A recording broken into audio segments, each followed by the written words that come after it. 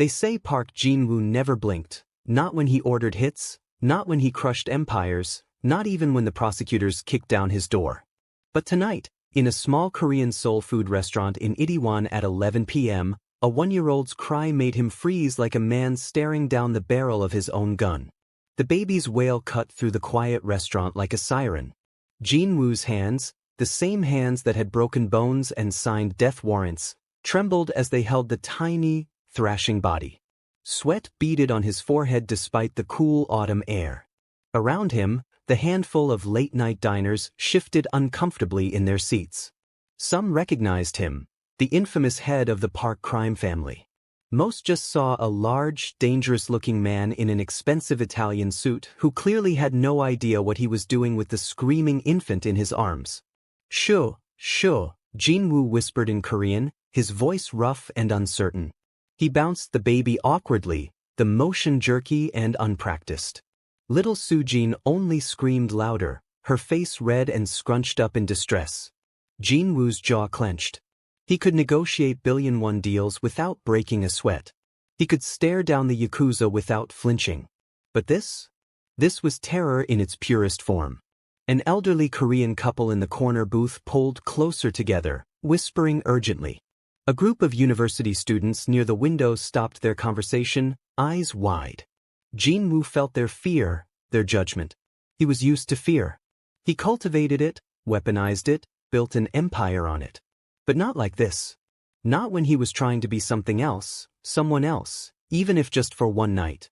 "Sir, is everything all right?" The voice came from beside him, soft but steady, speaking in English with an American accent. Jin-woo's head snapped up, and he found himself looking into the warm brown eyes of a black woman wearing a simple black apron over jeans and a white shirt.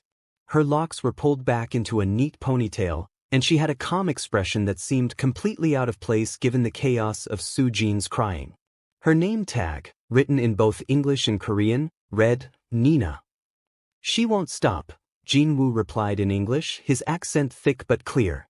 He hated how helpless he sounded. Park Jin-woo didn't ask for help. Ever. But desperation had a way of stripping away pride. Nina stepped closer, her movements unhurried. She switched to Korean, her pronunciation careful but accurate. "May I help?" Jin-woo hesitated. He trusted no one. Trust got you killed in his world. Trust got your family killed. But Soo-jin's cries were growing more frantic, and the walls seemed to be closing in. People were staring. Someone might call the police. That couldn't happen. He nodded once, a sharp jerk of his head, and carefully transferred his daughter into Nina's waiting arms. The change was almost miraculous. Nina cradled Soo-jin against her shoulder, one hand supporting her head, the other rubbing gentle circles on her back. She swayed slightly, humming a melody that sounded like a mix of American gospel and Korean lullaby. Within seconds, Soo-jin's screams dissolved into hiccuping sobs. Within a minute, she was quiet, her tiny fists clutching Nina's apron.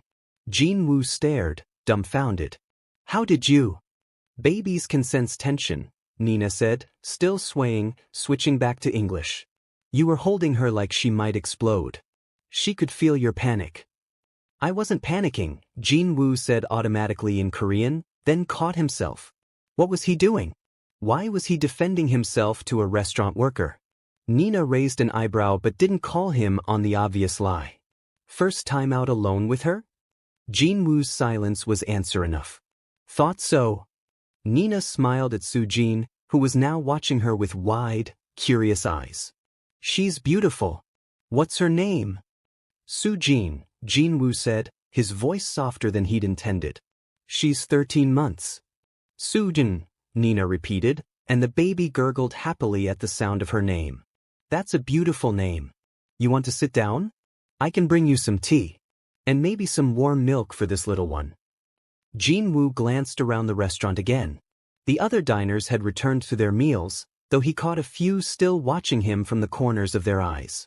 His instincts screamed at him to leave, to get back to his compound in Gangnam with its guards and security systems. But Soo-jin was calm for the first time in hours, and something in Nina's steady presence made him feel less like he was drowning. "Okay," he said finally in English. "Tea would be good." Nina guided him to a booth in the back corner, away from the windows. Smart woman. Jin-woo slid into the seat, and Nina carefully handed Soo-jin back to him.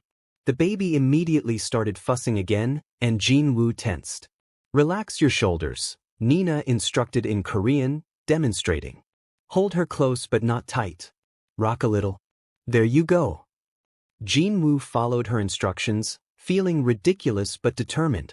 Slowly, Soo-jin settled against his chest, her breathing evening out. He stared down at her dark hair, at her impossibly small fingers wrapped around his thumb, and felt that familiar ache in his chest, the one that appeared the day she was born and never quite went away. Better? Nina asked in English. Jin-woo nodded, not trusting his voice. I'll get that tea and milk. You two just relax. Nina paused. You speak English well. You prefer English or Korean? English is fine, Jin-woo said. Where are you from? Chicago. Been in Seoul for 3 years now. Nina smiled. Came here to teach English, ended up falling in love with the food scene. Now I work here and at a food truck in Hongdae on weekends. You work 2 jobs? 3, actually. I also do private English tutoring. Nina shrugged. Seoul's expensive, and I'm saving up to open my own restaurant someday. Korean Seoul food fusion. Jin-woo found himself intrigued despite the situation. That's ambitious.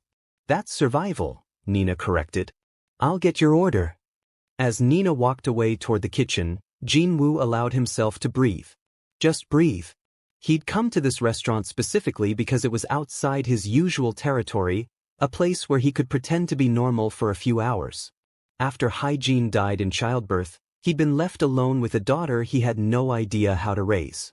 His men could handle bodies and territories, but not this. Never this.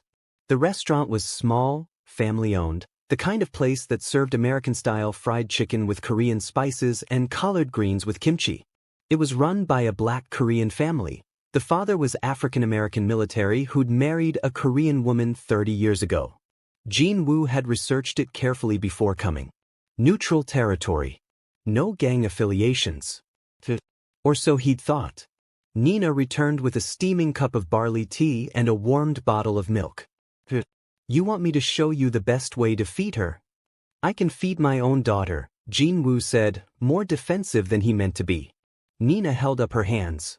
I'm sure you can. Just offering. She turned to leave, but Jin-woo's voice stopped her. Wait. He cursed himself internally. Show me. Nina's smile was knowing but not mocking. She sat across from him and talked him through the process. The angle of the bottle, how to watch for air bubbles, when to stop for burping. She switched between English and Korean naturally, using whichever language seemed to fit the moment better. Jin-woo listened intently, committing every word to memory. Information was power. Even information about baby bottles. You're doing great, Nina said when Soo-jin was halfway through the bottle, her eyelids drooping. Just needed some confidence. I'm not great at anything involving her, Jin-woo admitted, surprising himself with his honesty. What was it about this woman that made him want to talk? Her mother died. Complications during birth. I've had Soo-jin for 13 months, and I still feel like I'm going to break her every time I pick her up. Nina's expression softened with genuine sympathy. I'm so sorry. That must be incredibly hard. I've handled harder, Jin-woo said automatically, then shook his head. No. That's a lie. I haven't. Running my business is easy compared to this. What do you do? Nina asked, her tone curious but not pushy. Import-export, Jin-woo said, delivering his standard cover story. Electronics, mostly. Boring meetings and contracts. Nina hummed non-committally, and Jin-woo had the distinct impression she didn't believe him. Those intelligent eyes had probably seen through more lies than he could count. And you? He asked, wanting to shift the focus. Why Seoul?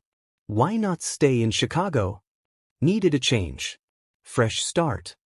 Nina's expression flickered with something, pain, maybe, or regret. Had a bad relationship back home.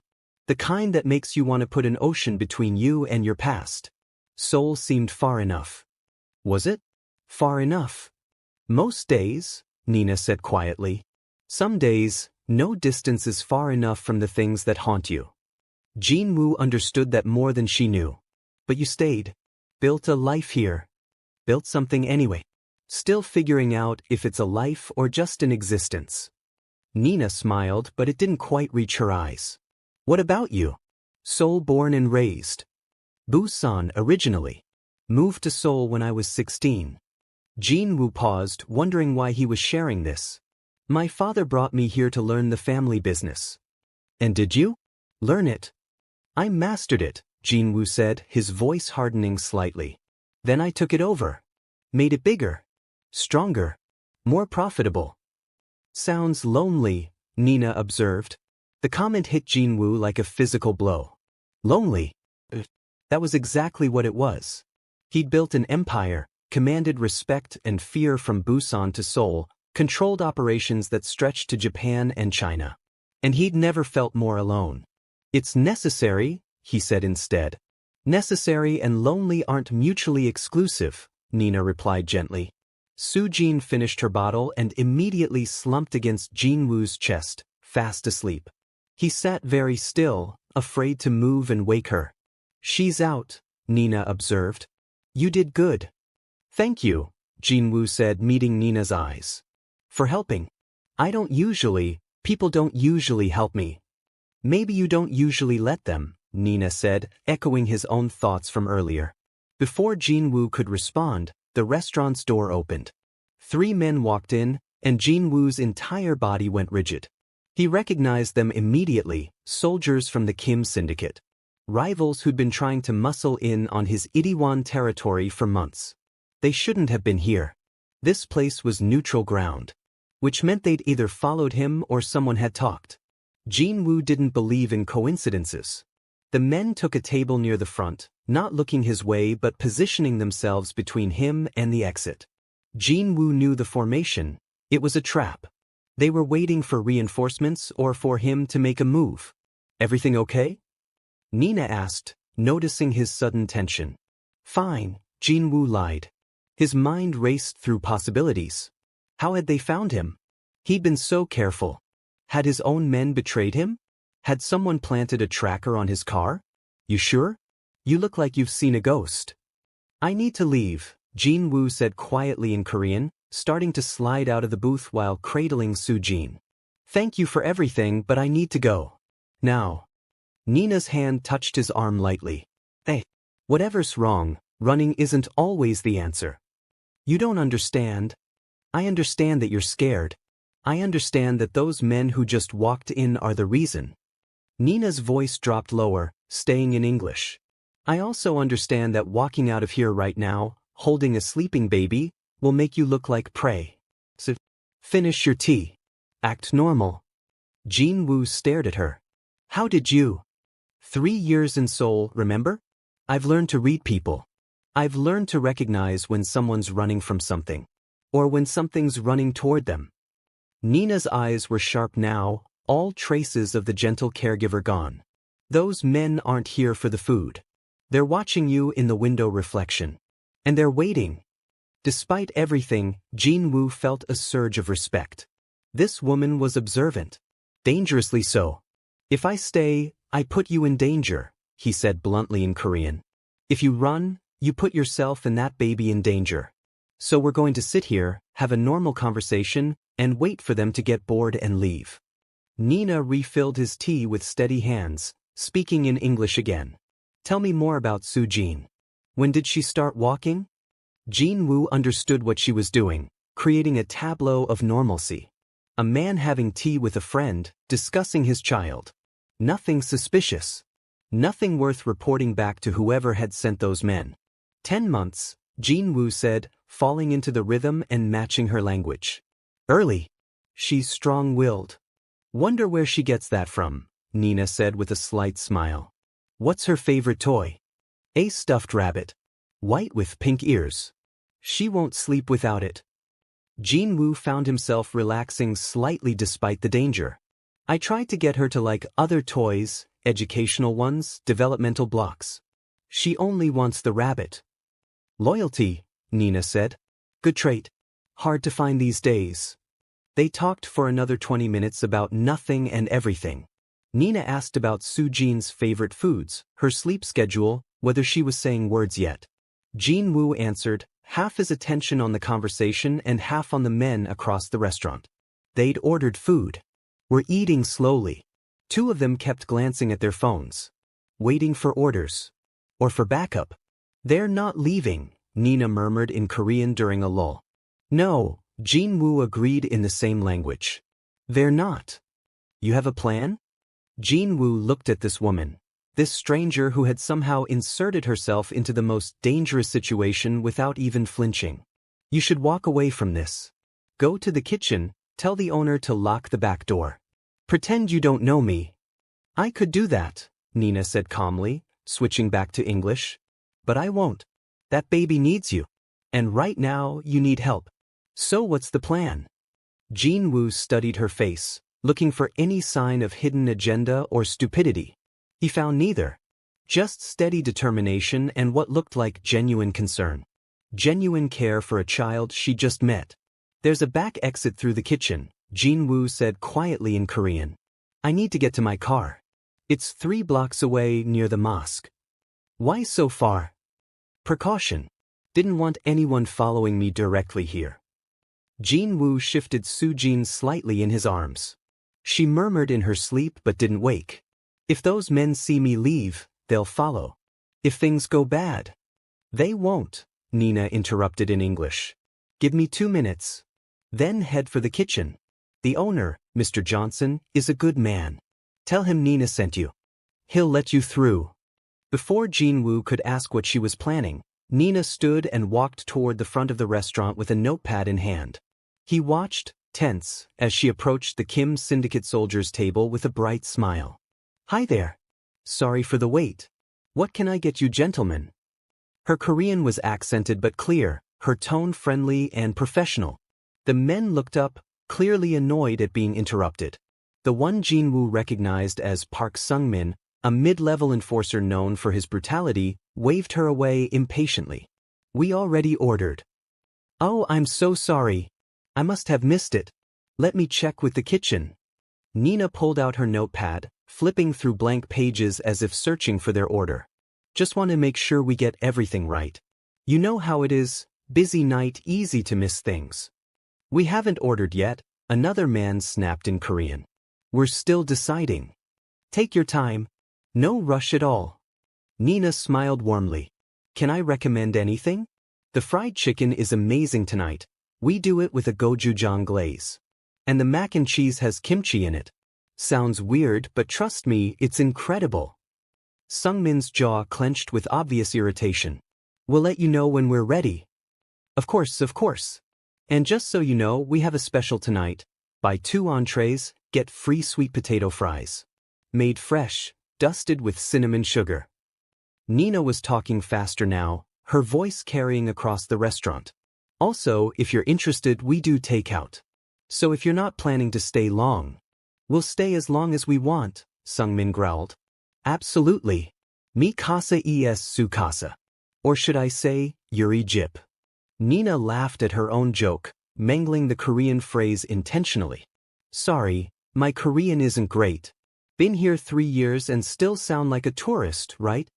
She was buying time. Drawing attention. Making herself memorable so that if these men tried anything, there would be witnesses who remembered the friendly American waitress chatting with them.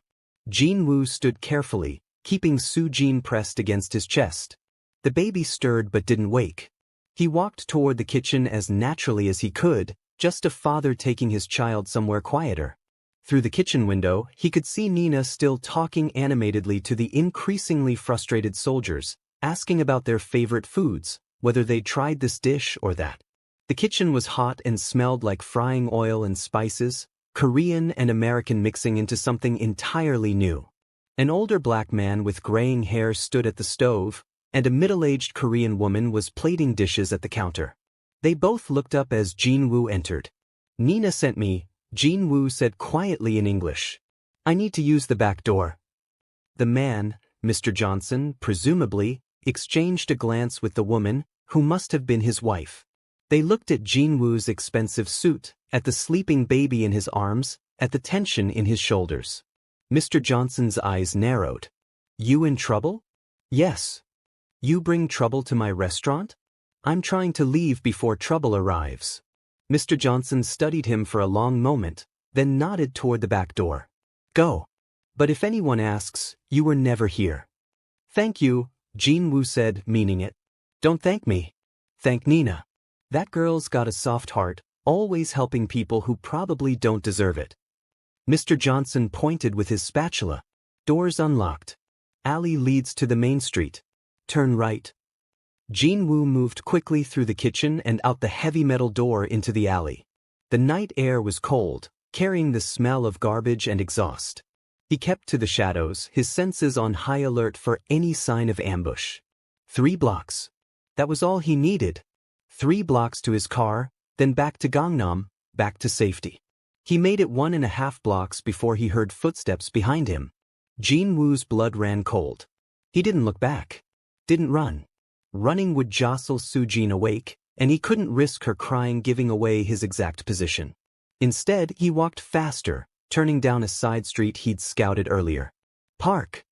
The voice echoed off the buildings. We know it's you. Jin-woo pressed himself against a wall, using his body to shield Soo-jin. His free hand moved to the small of his back where he kept his weapon. But he couldn't draw it. Couldn't shoot. Not while holding his daughter. For the first time in his career, being armed was useless. Come on, Park. Just want to talk. The footsteps were getting closer. Multiple sets now. They'd called for backup. Jin-woo's mind raced. He could set Soo-jin down, handle this quickly. But where? On the dirty ground? In this filthy alley behind a Pojangmaka cart? The thought made him physically ill. Boss Kim says hello. Another voice called in Korean. Says you've been very rude, taking what doesn't belong to you. The Itaewon territory. Of course. Jin-woo had moved on 3 of the Kim syndicate's protection rackets last month. It was business. It was always business. But business was about to get him killed in an alley while holding his baby girl. The footsteps stopped. Jin-woo could hear breathing, close now. Too close. Found him. Jin-woo tensed, ready to fight one-handed if necessary. He'd faced worse odds. But never with Soo-jin. Never with so much to lose. Before the Kim soldiers could round the corner, a new voice cut through the darkness. Hey, you guys looking for someone? Nina. Jin-woo's heart stopped. What was she doing here? Get lost, woman. This doesn't concern you. That was Sungmin. Jin-woo could hear the threat in his voice. Actually it does. You're scaring my friend. Nina's voice was steady, fearless, speaking in English. That man you're chasing? He's a customer. Good tipper. Father of a beautiful baby girl. And you 3 are bad for business. I said get lost. Sungmin's voice rose. And I said no. Nina switched to Korean, her accent suddenly much stronger, playing up the ignorant foreigner angle. I don't understand. What you want? Why you chase? This not okay. I call police, yes. Jin-woo heard the rustle of movement, and his protective instincts overrode his survival ones. He stepped out from his hiding place, still holding Soo-jin, his free hand visible and empty of weapons. Nina, go back to the restaurant, he said firmly in English. Not happening, she replied, moving to stand beside him. The 3 Kim soldiers stood 10 feet away, and Jin-woo could see their hands moving toward concealed weapons. Sungmin laughed, but there was no humor in it. Park Jin-woo, the great crime boss, hiding behind a woman and a baby. Kim boss will laugh when I tell him. Tell him whatever you want, Jin-woo said coldly in Korean. But you're going to walk away. Now. We have orders. I don't care about your orders.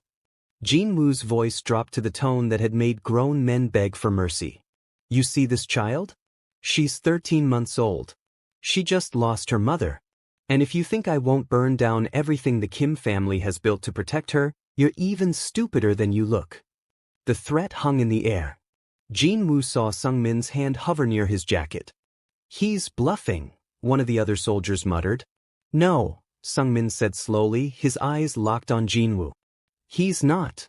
Because it was true. Jin-woo would burn the whole city down. Would start a war that would leave the streets running with blood. Would sacrifice every alliance, every business deal, every careful plan he'd built over 20 years. All of it. For her. Walk away, Jin-woo repeated. While you still can. Nina suddenly stepped forward, and Jin-woo wanted to grab her back but couldn't without jostling Soo-jin. Look, she said in English, her voice reasonable. I don't know what this is about. I don't know who any of you are. But I know that baby is innocent. And I know that whatever message you're trying to send, you don't want it to involve a child. That's not who you are. I can see it in your eyes. Sung-min looked at her like she was insane. Maybe she was. Maybe they both were. You're talking about honor to gangsters, Sung-min sneered in broken English. I'm talking about humanity to humans, Nina corrected gently. There's always a choice. Even in this. Especially in this. For a long moment, no one moved. Jin-woo could hear traffic from the main road, distant laughter from a bar, the bass thump of K-pop from someone's car. Normal city sounds. Normal life happening while they stood in this alley deciding who would live and who would die. Then Soo-jin whimpered in her sleep and shifted against Jin-woo's chest. Something changed in Sung-min's expression. Not much. Just a flicker. But Jin-woo had spent 20 years reading people's faces, and he saw it. Hesitation. Doubt. Maybe even regret. This isn't over, Sung-min said finally in Korean. It never is, Jin-woo replied. The three soldiers backed away slowly, keeping their eyes on Jin-woo until they reached the end of the alley. Then they turned and disappeared into the night. Jin-woo didn't move for a full minute, waiting to see if it was a trick. When nothing happened, he finally allowed himself to breathe. You shouldn't have come, he said to Nina. Probably not, she agreed. But I did. So here we are. They could have killed you. They could have killed you too. And then what would happen to her? Nina gestured at Soo-jin. So I figured we were better off facing them together. Jin-woo stared at this impossible woman. You don't even know me. I know enough. I know you love your daughter. I know you're trying to be better than whatever you are in your other life. Nina met his eyes. I know that's worth protecting. Something in Jin-woo's chest cracked open. Some wall he'd built so carefully, so thoroughly, that he'd forgotten it was even there. Thank you, he said quietly. For everything. For Soo-jin. Don't thank me yet. Those guys will be back. Or others like them will. Whatever you're involved in, it's not going away. I know. Jin-woo looked down at Soo-jin, still sleeping peacefully despite the danger she'd been in. I know. So what are you going to do? It was a simple question with no simple answer. Jin-woo had built his empire on fear and violence. Had climbed to power over the bodies of men who'd underestimated him. But looking at his daughter now, feeling the ghost of where Nina's hand had touched his arm, he wondered if maybe, just maybe, there was another way. I'm going to get her home, he said finally. Make sure she's safe. And then, I don't know. That's honest, at least. Nina smiled, and this time it reached her eyes. Come on. I'll walk you to your car. Safety in numbers, right? They walked in silence through the quieter streets of Itaewon, past closed shops and late-night bars spilling out K-pop and laughter. Nina stayed close, and Jin-woo found himself grateful for her presence in a way he couldn't quite articulate. His car was a black Genesis G90, parked under a broken streetlight. Jin-woo had chosen the spot specifically for the darkness. He opened the back door and carefully, so carefully, placed Soo-jin in her car seat. She stirred but didn't wake, and he buckled her in with practiced movements that were getting smoother each time. Nice car, Nina observed. Electronics business pays well, Jin-woo said, and they both knew he was still lying. I'm sure it does. Nina crossed her arms, watching him secure Soo-jin. Listen. I know you probably have people who help with her. Nannies, relatives, whatever. But if you ever need someone just to, I don't know, help you figure out the baby stuff? I'm at the restaurant most nights. Just ask for Nina. Jin-woo straightened, studying her face in the dim light. Why would you do that? After what just happened, why would you want anything to do with me? Because that little girl deserves every chance at having a good father. And because you're trying. I can see you trying so hard to do right by her. Nina shrugged. Everyone deserves help sometimes. Even scary men in expensive suits. Jin-woo felt that crack in his chest widen. I'm dangerous. Being near me puts you at risk. Being alive puts me at risk. At least this way, I'm helping someone who needs it. You're either very brave or very stupid. Maybe both, Nina said with a small laugh. But that's my choice to make, isn't it? Jin-woo wanted to argue. Wanted to tell her to forget she ever met him. To go back to her 3 jobs and her dreams of opening a restaurant and stay far, far away from the darkness that surrounded him. But he didn't.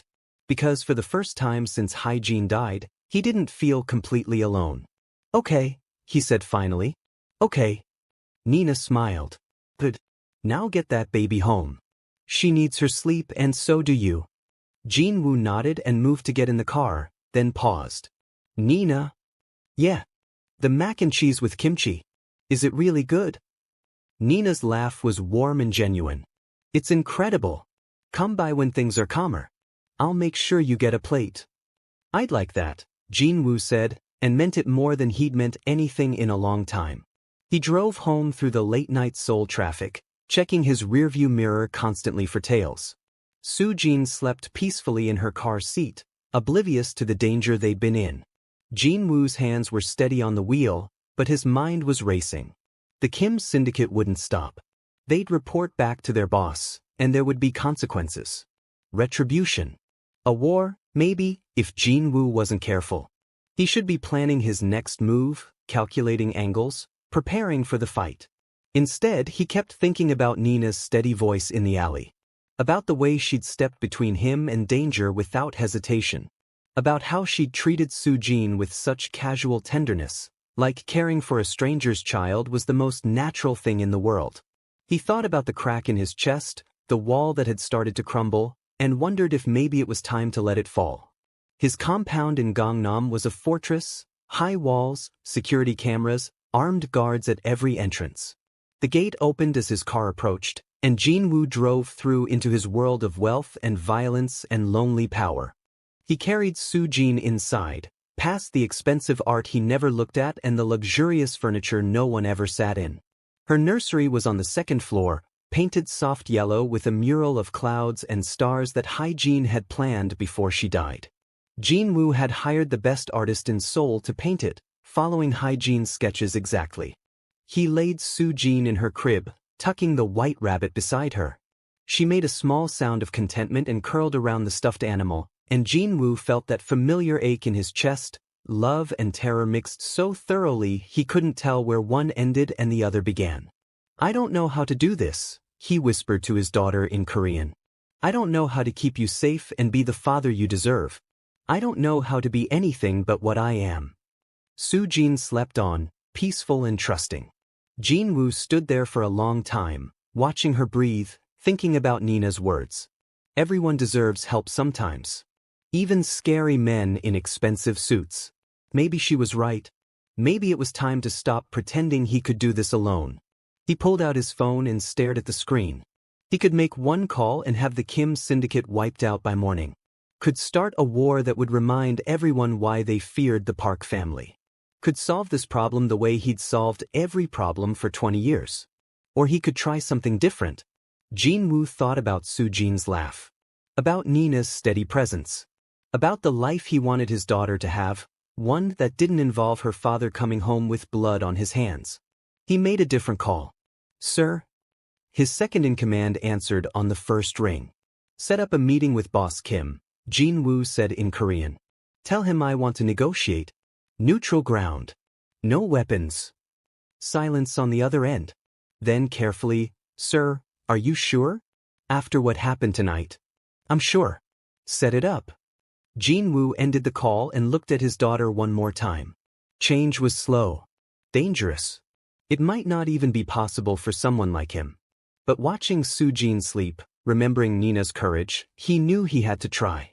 The next 3 days were tense. Jin-woo increased security around his compound, kept Soo-jin inside, and waited for the Kim syndicate's response. His men were confused by his sudden interest in negotiation. Park Jin-woo didn't negotiate, he dominated. But they followed orders as they always did. On the fourth day, the response came. Boss Kim would meet. Neutral ground. The Namsan Tower observation deck at noon. Public enough to discourage violence, private enough for real talk. Jin-woo spent the morning with Soo-jin, feeding her breakfast and playing with her building blocks. She was saying more words now, appa, for father, baba, for bottle, and something that might have been bunny, when she grabbed her white rabbit. Each new word felt like a miracle and a reminder of everything at stake. His head of security, a former ROK army sergeant named Kong, drove him to Namsan. You sure about this, boss? The Kim family isn't known for keeping their word. Neither am I, Jin-woo replied. Which is why they might actually listen. The observation deck was crowded with tourists taking photos of the Seoul skyline. Jin-woo spotted Boss Kim immediately, an older man in his 60s with gray hair and an expensive hanbok-inspired suit. He was flanked by 2 bodyguards, as was Jin-woo. They met in a quiet corner, away from the crowds but still visible. Jin-woo bowed respectfully, and Boss Kim returned it. The old courtesies, even between enemies. You wanted to talk, Boss Kim said in Korean, his voice gravelly. I'm listening. The Itaewon territory, Jin-woo began. I moved on your operations. It was aggressive. Disrespectful. Boss Kim's eyebrows rose slightly. Park Jin-woo admitting fault was unprecedented. I had my reasons, Jin-woo continued.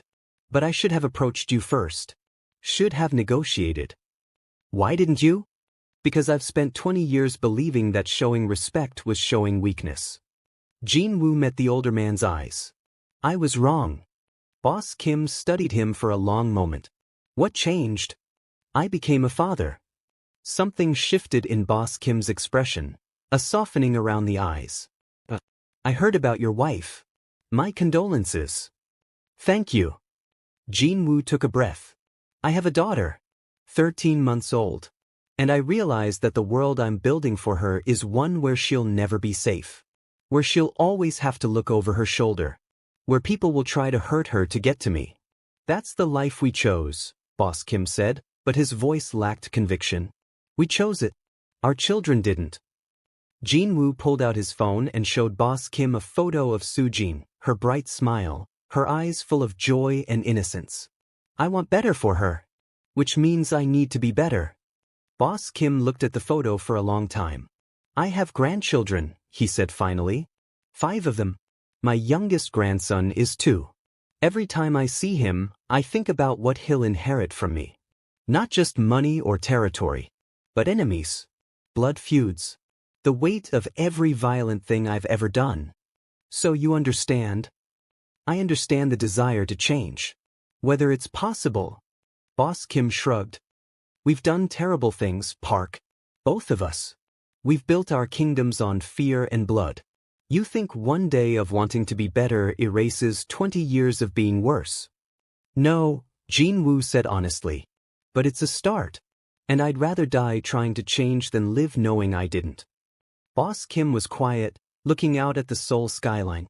The city stretched endlessly in all directions, millions of people living their lives, most of them unaware of the shadow wars fought in alleys and boardrooms. What are you proposing? Boss Kim asked finally. A partnership. Not an alliance. I know neither of us could trust that. But a mutual understanding. Itaewon can be shared territory. We split the protection money 60-40 in your favor for 2 years, then renegotiate. No more surprise moves. No more territorial grabs. We communicate. And if I say no, then we go to war. And I'll win, because I have nothing to lose and everything to protect. But Seoul will burn in the process. Our businesses will suffer. Our people will die. And at the end of it, both our families will be weaker while the Yakuza and the Chinese triads move in to pick up the pieces. It was a good argument because it was true. Jin-woo had run the numbers. A war with the Kim syndicate would cost him millions and dozens of men. He'd win eventually, he always did, but at what cost? Boss Kim knew it too. Jin-woo could see him calculating, weighing options. You've changed, Boss Kim said. The Park Jin-woo I knew would never have come here. Would never have admitted weakness or offered compromise. I had a strange week, Jin-woo said, thinking of Nina. Met someone who reminded me that there are other ways to be strong. A woman, a waitress, American, but works at a soul food restaurant in Itaewon. Jin-woo smiled despite himself. She stepped between me and your men with nothing but courage and a kind heart. Boss Kim actually laughed. And you let her? I was holding my daughter. Couldn't exactly fight back without risking her. Jin-woo's expression sobered. Your enforcer, Sung-min, had us cornered. He could have killed us both. Probably should have, from a strategic perspective. So why didn't he? Because this waitress talked to him like he was human. Reminded him that he had a choice. And he chose mercy. Jin-woo paused. When was the last time someone in our world chose mercy, Boss Kim? The older man didn't answer immediately. When he did, his voice was heavy with something that might have been regret. Too long. Far too long. They stood in silence, watching tourists take selfies and children point excitedly at the city below. Normal people living normal lives. 60-40 for 2 years, Boss Kim said finally. Then 50-50 after that. We communicate before making moves. And Park, if you ever pull something like that dock operation again, this offer disappears. Jin-woo bowed deeply. Agreed. Thank you, Boss Kim. Don't thank me. Just keep your word. And Park. Boss Kim's expression softened slightly. Raise your daughter well. Teach her to be better than we are. That's the only redemption men like us can hope for. Jin-woo felt that crack in his chest widen further. I'll try. They parted ways peacefully, and Jin-woo returned to his compound feeling lighter than he had in years. It wasn't forgiveness. It wasn't redemption. But it was a start. That evening, after putting Soo-jin to bed, Jin-woo found himself driving back to Itaewon. Back to the small restaurant with its fusion menu and its impossible waitress. Nina was working when he arrived, carrying plates of food to a table of university students. She saw him immediately, and her face lit up with genuine pleasure. You came back, she said in English, walking over to his booth. And without the baby? Is she okay? She's home with a nanny. Sleeping peacefully. Jin-woo gestured to the seat across from him. Can you take a break? Nina glanced at the clock. I'm off in 20 minutes. Can you wait? I've waited 20 years. 20 minutes is nothing. Nina smiled and went back to work. Jin-woo ordered the mac and cheese with kimchi. Might as well see if she'd been telling the truth. When it arrived, he took a bite and understood immediately why people traveled across the city for this food. The creamy cheese sauce, the kimchi's fermented tang, the perfectly cooked pasta. It shouldn't have worked, but it was incredible. Nina slid into the booth exactly 20 minutes later, having changed out of her apron. So, what do you think? You were right. It's incredible. Told you. Nina studied his face. You look different. I don't know. Less like you're carrying the weight of the world. I made peace with someone I should have killed, Jin-woo said. Negotiated instead of fighting. It's a strange feeling. Strange good or strange bad? Strange good, I think. Jin-woo set down his fork. I wanted to thank you. For what you did that night. You saved my life. Soo-jin's too. You already thanked me. Not properly. Jin-woo pulled an envelope from his jacket and slid it across the table. This is for you. Nina opened it and her eyes widened. This is way too much money. It's enough to cover rent for a year. Maybe get you started on that restaurant you want to open. I can't accept this. Nina tried to push the envelope back. It's too much. I didn't help you for money. I know. Which is exactly why I'm giving it to you. Jin-woo's voice was firm. Nina, you put yourself in danger for a stranger and his child. You asked for nothing in return. Let me do this one good thing. Please. Nina looked at the money, then at him, conflict clear on her face. If I take this, you need to promise me something. What? Promise me you'll keep trying. Keep choosing negotiation over violence. Keep being the father Soo-jin deserves. Nina met his eyes. I don't know what you do exactly. I don't need to know. But I know you're trying to change. So promise me you won't give up on that. I promise, Jin-woo said, and meant it with everything he had. Nina took the envelope, her hands shaking slightly. Thank you. This means, you have no idea what this means. Maybe I do. Jin-woo smiled. I was thinking, when you open your restaurant, you'll need investors. People who believe in what you're building. You want to invest? I want to help. Clean money, legitimate business. Nothing illegal, nothing that would put you at risk. Jin-woo leaned forward. You helped me when I needed it most. Let me return the favor. Nina was quiet for a moment, and Jin-woo could see her thinking, calculating. Okay, she said finally. But I want it all above board. Contracts, legal paperwork, everything proper. Of course, I wouldn't have it any other way. They talked for another hour about Nina's vision for her restaurant, a place that celebrated both Korean and Seoul food traditions, that brought people together across cultures and backgrounds. Jin-woo found himself genuinely excited about the project, about being part of something that built instead of destroyed.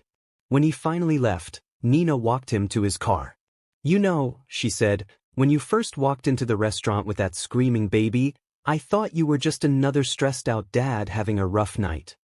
And now I think you're a stressed-out dad having a rough life, trying his best to do right by his kid. Nina smiled. That's pretty much all any of us are when you strip away the fancy suits and the secrets. Jin-woo thought about that as he drove home. Was that all he was? Just another person trying to do better, trying to be better, one day at a time? Maybe. And maybe that was enough. 6 months passed. Jin-woo kept his promise to Boss Kim, no territorial grabs, no surprise moves. The peace between their families held, and Seoul's underworld adjusted to the new reality. Some of Jin-woo's men grumbled about going soft, but most appreciated not having to watch their backs constantly. Soo-jin grew and thrived. She was walking now, running even, her vocabulary expanding daily. Jin-woo hired a team of nannies but made sure he was there for dinner every night, for bedtime stories, for the small moments that made up a life. Nina's restaurant opened in Hongdae, a beautiful space with exposed brick, warm lighting, and a menu that made food critics from across Asia take notice. Jin-woo had invested quietly, using legitimate channels, keeping his distance publicly but supporting privately. On opening night, he came with Soo-jin. The toddler was excited by all the people and decorations, babbling happily as Nina led them to a private table in the back. She's gotten so big, Nina exclaimed, crouching down to Soo-jin's level. And so pretty, just like her appa. Soo-jin giggled and reached for Nina's locks, fascinated by them. Gentle, Jin-woo instructed in Korean. Nina Yuni's hair is not a toy. It's okay, Nina said, letting Soo-jin touch her hair carefully. Curiosity is good. They ate dinner together, fried chicken with gochujang honey, collard greens with doenjang, cornbread with butter and kimchi. Every dish was perfect, a love letter to two cultures meeting in the middle. This is amazing, Jin-woo said honestly. You did it, Nina. Everything you dreamed about. We did it, Nina corrected. I couldn't have done this without your help. You would have found a way. You're that kind of person. Nina smiled, but there was something bittersweet in it. You know what the best part is? Every night, I look around this place and see Korean families and American expats and Japanese tourists and everyone else all eating together, enjoying the same food. All these different people finding common ground. That's what you wanted, Jin-woo said. To bring people together. It is. And it makes me think, if food can bridge cultures and bring enemies to the same table, what else is possible? Nina looked at him meaningfully. What else could we accomplish if we just tried? Jin-woo understood what she was really asking. In 6 months, he'd avoided war, negotiated peace, started legitimate business ventures. But he was still the head of a crime family. Still had blood on his hands. Still lived in a world where violence was always an option. I'm trying, he said quietly. Every day, I'm trying. But changing everything I am, everything I've built, that takes time. I know. And I'm not judging you. I just want you to know that I believe in you. In who you could be. Nina glanced at Soo-jin, who was happily smashing cornbread between her fingers. She believes in you too. Even if she doesn't know it yet. Jin-woo felt tears prick his eyes but blinked them away. Thank you. For believing. For helping. For being in our lives. Always, Nina said simply. They finished dinner as Soo-jin started getting sleepy, her head drooping against Jin-woo's shoulder. He paid the bill, an absurd amount as a congratulations tip, and prepared to leave. Same time next week? Nina asked. Same time next week, Jin-woo agreed. It became their routine. Every week, Jin-woo and Soo-jin would come to Nina's restaurant. They'd eat and talk and laugh, and slowly, Jin-woo felt himself becoming someone new. Not completely different, he'd never be innocent again, but better. Softer. More human. Boss Kim kept the peace. The other syndicates watched warily but didn't challenge. Jin-woo's legitimate businesses grew, and slowly, carefully, he started funneling money away from illegal operations and into legal ones. It would take years. Maybe decades. Maybe he'd never fully escape the shadow of what he'd been. But for Soo-jin, for Nina, for the man he wanted to become, he kept trying. 1 year after that first night in the restaurant, Nina, Jin-woo, and Soo-jin sat together watching the sunset from Namsan Tower, the same place where Jin-woo had negotiated peace with Boss Kim. Soo-jin was almost 3 now, talking in full sentences, asking endless questions about everything. Appa, why is the sky orange? She asked in Korean. Because the sun is saying good night, Jin-woo replied. Where does it go? To shine on other people in other places. Soo-jin thought about this seriously. Will it come back? Always. Every morning it comes back. Nina smiled at the exchange. She's so smart. She gets it from her mother, Jin-woo said softly. They sat in comfortable silence, watching the city light up below them. Jin-woo thought about everything that had changed in a year. Everything he'd gained and everything he'd let go of. It wasn't perfect. He wasn't perfect. But he was better. Thank you, he said to Nina. For what? For showing me that there was another way. That I could be more than what I thought I was. Jin-woo took her hand carefully. You saved me that night. Not just from those men. From myself. Nina squeezed his hand. You saved yourself. I just gave you a reason to try. Soo-jin, oblivious to the heavy moment, pointed at the city lights. Pretty. Yes, Jin-woo agreed, looking not at the lights but at his daughter and the woman who'd changed everything. Very pretty. As the sun finished setting and Seoul's nightlife began, Jin-woo felt that crack in his chest finally heal over. Not closed, never closed. But different. Transformed. Where there had been a wall, now there was a door. Where there had been isolation, now there was connection. He was Park Jin-woo, former crime lord, current father, and future man still being written.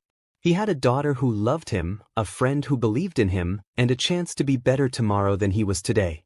It was enough. More than enough. It was everything. If you enjoyed this story of redemption, unexpected connections, and the power of choosing change over comfort, please hit that like button and subscribe to the channel for more heartfelt narratives that explore the complexity of human nature. Drop a comment below telling us what moment resonated most with you.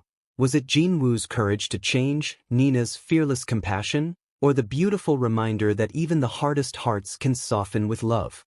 Share this story with someone who needs to remember that it's never too late to become who you're meant to be. Until next time, keep believing in second chances and the transformative power of connection.